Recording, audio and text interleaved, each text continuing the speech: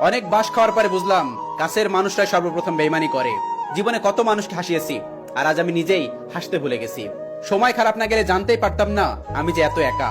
শখের বয়সে টাকার অভাব থাকবেই, হ্যাঁ ব্রো, এটাই বাস্তবতা। জীবন থেকে একটা জিনিস শিখেছি, চাইলেই কারোর আপন হওয়া যায় না। ঘড়ির কাঁটা নড়ে তার সময় ঠিক রাখার জন্য, আর জীবনে খারাপ সময় আসে মানুষ চেনার জন্য।